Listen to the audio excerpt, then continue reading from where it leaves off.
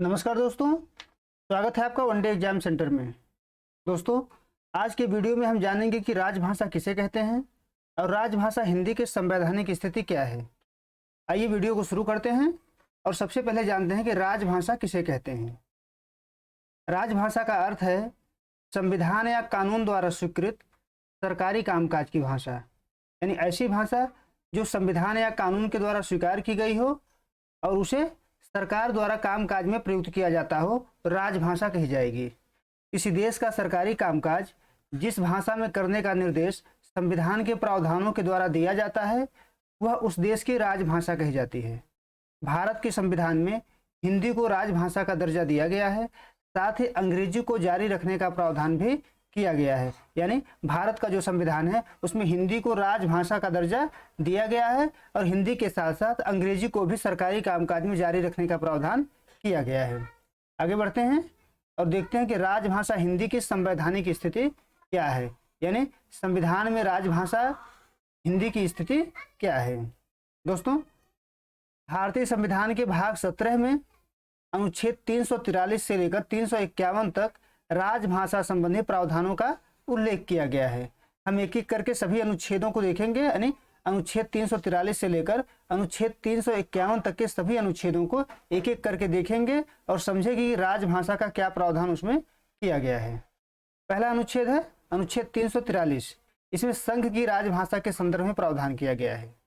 इसमें कहा गया है कि संघ की राजभाषा हिंदी होगी और लिपि देवनागरी होगी, यानी संघ की जो राजभाषा होगी वह हिंदी होगी और उसकी लिपि जो होगी वह देवनागरी होगी।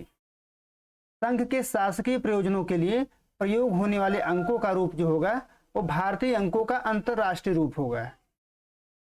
इस संविधान के प्रारंभ से 15 वर्ष की अवधि तक संघ के उन सभी शासकीय प्रयोजनों के लिए अंग्रेजी भाषा का प्रयोग किया जाता रहेगा। यानी इसमें 3 चीजें ध्यान देने योग्य हैं। पहला कि संघ की राजभाषा हिंदी होगी और लिपि देवनागरी होगी। अंकों का जो प्रयोग होगा वो भारतीय अंकों का अंतर्राष्ट्रीय रूप होगा और संविधान के प्रारंभ होने से 15 वर्ष पश्चात तक अंग्रेजी भाषा को हिंदी के साथ साथ जारी रखा जाएगा। इस अनुच्छेद में किसी बात के होते हुए भी संसद उक्त 15 वर्ष की अवधि के पश्चात विधि द्वारा 2 काम कर सकती है। पहला वह अंग्रेजी भाषा को जारी रख सकती है, दूसरा है अंकों के देवनागरी रूप का प्रयोग कर सकती है। ऐसे प्रयोजन के लिए प्रयोग उपबंधित कर सकेगी जो ऐसी विधि में विनिर्दिष्ट किए जाएं, यानी इन दोनों का प्रयोग जो है 15 वर्ष की अवधि के पश्चात भी विधि बना करके जारी रखा जा सकता है। आगे बढ़ते हैं और अगला अनुच्छेद देखते हैं, अनुच्छेद 344। इसमें दोस्तों राजभाषा के संबंध में आयोग और संसद की समितियों के गठन के बारे में प्रावधान किया गया है। राष्ट्रपति इस संविधान के प्रारंभ से 5 वर्ष की समाप्ति पर और तत्पश्चात ऐसे प्रारंभ से 10 वर्ष की समाप्ति पर, यानी जब संविधान लागू हो जाएगा तो लागू होने के 5 वर्ष के पश्चात और उसके बाद 10 वर्ष की समाप्ति पर आदेश द्वारा एक आयोग गठित करेगा जो एक अध्यक्ष और 8वीं अनुसूची में विनिर्दिष्ट विभिन्न भाषाओं का प्रतिनिधित्व करने वाले ऐसे अन्य सदस्यों से मिलकर बनेगा, जिनको राष्ट्रपति नियुक्त करे और आदेश में आयोग द्वारा अनुसरण की जाने वाली प्रक्रिया परिनिश्चित की जाएगी। यानी दोस्तों कुल मिलाजुलाकर इसमें राष्ट्रपति के द्वारा किस प्रकार से राजभाषा के संदर्भ में आयोग और संसदीय समितियों का गठन किया जाएगा, इसी का प्रावधान किया गया है।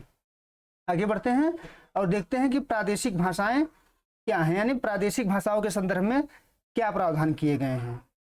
अनुच्छेद 345 है राज्य की राजभाषा या राजभाषाएं, यानी विभिन्न राज्यों में कौन कौन सी राजभाषा प्रयोग की जाएगी इसके बारे में इसमें प्रावधान किया गया है। अनुच्छेद 345 में किसी राज्य का विधानमंडल विधि द्वारा उस राज्य में प्रयोग होने वाली भाषाओं में से किसी एक या अधिक भाषाओं को या हिंदी को उस राज्य के सभी या किन्हीं शासकीय प्रयोजनों के लिए प्रयोग की जाने वाली भाषा वह भाषाओं के रूप में अंगीकार कर सकेगा। यानी राज्य का जो विधानमंडल होगा वो विधि बनाकर राज्य में प्रयोग होने वाली एक भाषा या एक से अधिक भाषाओं को राजभाषा का दर्जा दे सकता है या हिंदी को ही राजभाषा का दर्जा दे सकता है। अगला अनुच्छेद है अनुच्छेद 346।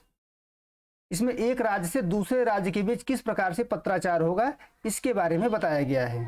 किसी राज्य और संघ के बीच पत्राचार की राजभाषा संघ में शासकीय प्रयोजनों के लिए प्रयोग किए जाने के लिए तत्सम प्राधिकृत भाषा एक राज्य और दूसरे राज्य के बीच तथा किसी राज्य और संघ के बीच पत्रादि की राजभाषा होगी। यानी एक राज्य से दूसरे राज्य के बीच जो पत्र की भाषा होगी या संघ के और विभिन्न राज्यों के बीच जो पत्र की भाषा होगी वो आपस में स्वीकार किया जाएगा कि कौन सा भाषा अपनाया जाए। यानी राज्य मिलकर के आपस में तय करेंगे कि हमारे बीच पत्राचार की भाषा क्या होगी। एक दो या दो से अधिक राज्य यह करार करते हैं कि उन राज्यों के बीच पत्रादि की राजभाषा हिंदी भाषा होगी, तो ऐसे पत्रादि के लिए उस भाषा का प्रयोग किया जा सकेगा। यानी विभिन्न राज्य आपस में करार कर सकते हैं कि हिंदी जो है हमारे बीच पत्राचार की भाषा होगी, तो ऐसे राज्यों के बीच पत्राचार जो है हिंदी भाषा में ही किया जाएगा। अगला अनुच्छेद है अनुच्छेद 347। किसी राज्य की जनसंख्या के किसी भाग द्वारा बोली जाने वाली भाषा के संबंध में विशेष उपबंधों को शासकीय मान्यता दी जाएगी। यानी किसी राज्य की जनसंख्या कोई विशिष्ट भाषा बोलती है तो उसके बारे में इसमें प्रावधान किया गया है। अगला अनुच्छेद है अनुच्छेद 348।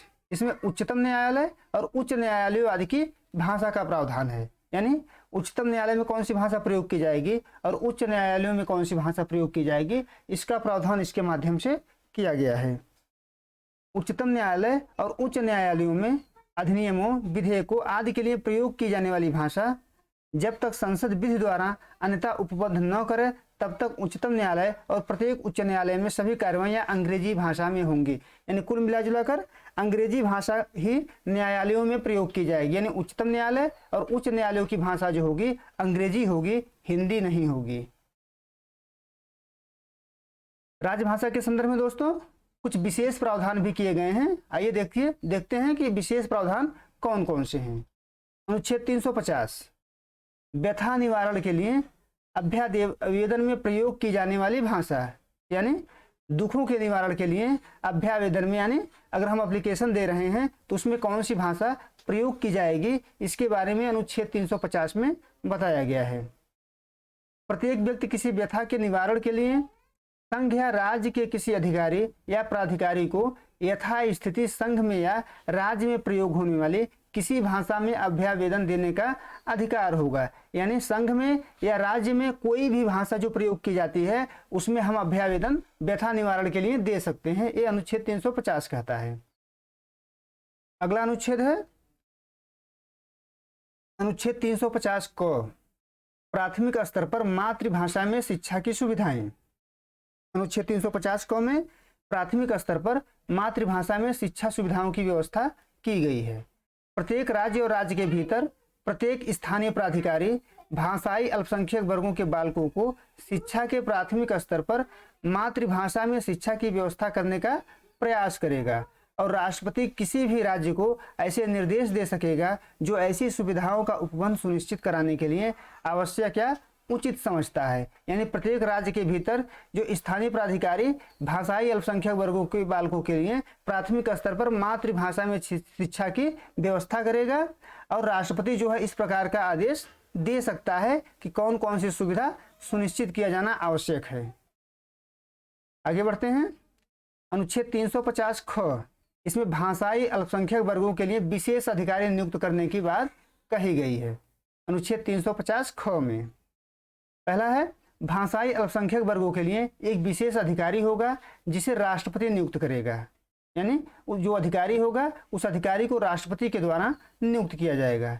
विशेष अधिकारी का यह कर्तव्य होगा कि वह इस संविधान के अधीन भाषाई अल्पसंख्यक वर्गों के लिए उपबंधित रक्षोपाय से संबंधित सभी विषयों का अन्वेषण करे और उन विषयों के संबंध में ऐसे अंतरालों पर जो राष्ट्रपति निर्दिष्ट करे राष्ट्रपति को प्रतिवेदन दे और राष्ट्रपति ऐसे प्रतिवेदनों को संसद के प्रत्येक सदन के समक्ष रखवाएगा तथा संबंधित राज्यों की सरकारों को भिजवाएगा। यानी जो आयोग होगा वो आयोग क्या करेगा, भाषाई अल्पसंख्यक वर्गों के संदर्भ में एक प्रतिवेदन देगा, प्रतिवेदन राष्ट्रपति को सौंपेगा और राष्ट्रपति जो है संसद में और प्रत्येक राज्य की सरकारों को भिजवा करके इस पर वाद विवाद करवाएगा, यानी जो है सदन में प्रस्तुत करवाएगा। अगला अनुच्छेद है अनुच्छेद 351 हिंदी भाषा के विकास के लिए निर्देश। यानी अनुच्छेद 351 में हिंदी भाषा के विकास के लिए दिशा निर्देश दिए गए हैं। इसमें कहा गया है कि संघ का यह कर्तव्य होगा कि वह हिंदी भाषा का प्रसार बढ़ाए, उसका विकास करे, जिससे वह भारत की सामाजिक संस्कृति के सभी तत्वों की अभिव्यक्ति का माध्यम बन सके। यानी भारत की जो सामाजिक संस्कृति है उस संस्कृति के सभी तत्वों की अभिव्यक्ति का माध्यम हिंदी बन सके, इसके लिए संघ क्या करेगा, उसका प्रचार प्रसार करेगा। उसकी प्रकृति में हस्तक्षेप किए बिना हिंदुस्तानी में और 8वीं अनुसूची में विनिर्दिष्ट भाषा की अन्य भाषाओं में प्रयुक्त रूप, शैली और पदों को आत्मसात करते हुए और जहां आवश्यक या वांछनीय हो वहां उसके शब्द भंडार के लिए मुख्यतः संस्कृत से और गौणतः अन्य भाषाओं से शब्द ग्रहण करते हुए उसकी समृद्धि सुनिश्चित करे। यानी मूलतः इसमें कहा गया है कि संघ का कर्तव्य होगा कि वह हिंदी का प्रचार प्रसार करे और हिंदी की प्रचार प्रसार करने में वह 8वीं अनुसूची की भाषाओं का सहायता ले सकता है, उनसे शब्दों को ग्रहण कर सकता है। दोस्तों, संविधान की 8वीं अनुसूची में कुल 22 भाषाएं हैं। उन 22 भाषाओं से शब्दों को हिंदी भाषा में ग्रहण किया जा सकता है ताकि हिंदी भाषा के माध्यम से भारत की सामाजिक संस्कृति को अभिव्यक्ति प्रदान किया जा सके।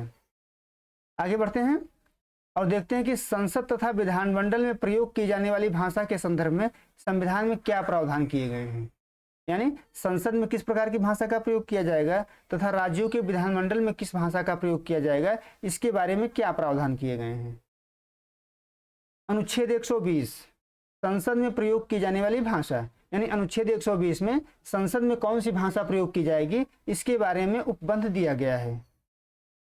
संविधान के भाग 17 में किसी बात के होते हुए भी किंतु अनुच्छेद 348 के उपबंधों के अधीन रहते हुए संसद के कार्य हिंदी या अंग्रेजी में किया जाएगा। यानी अनुच्छेद 120 कहता है कि संसद का कार्य अंग्रेजी या हिंदी में ही किया जाएगा।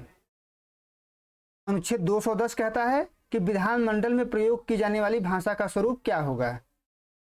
भाग 17 में किसी बात के होते हुए भी किंतु अनुच्छेद 348 के उपबंधों के अधीन रहते हुए राज्य के विधानमंडल के कार्य राज्य की राजभाषा या राजभाषाओं में या हिंदी या अंग्रेजी में किया जाएगा। यानी विधानमंडल जो है कौन सी भाषा प्रयोग करेगी, जो विधानमंडल के द्वारा राज्य के राजभाषा के रूप में स्वीकार किया गया है या हिंदी या अंग्रेजी में विधानमंडल के द्वारा कार्य किया जा सकता है।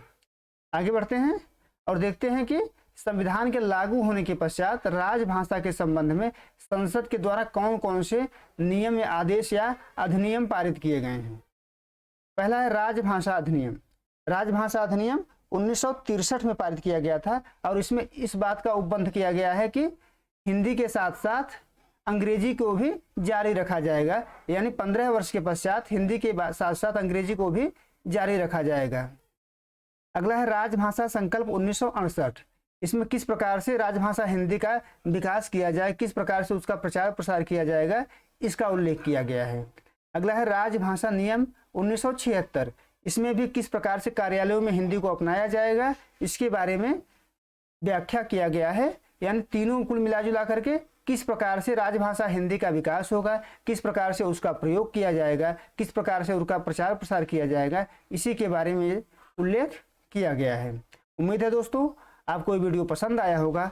आप हमारे चैनल को लाइक करिए, शेयर करिए, सब्सक्राइब करिए। बहुत बहुत धन्यवाद।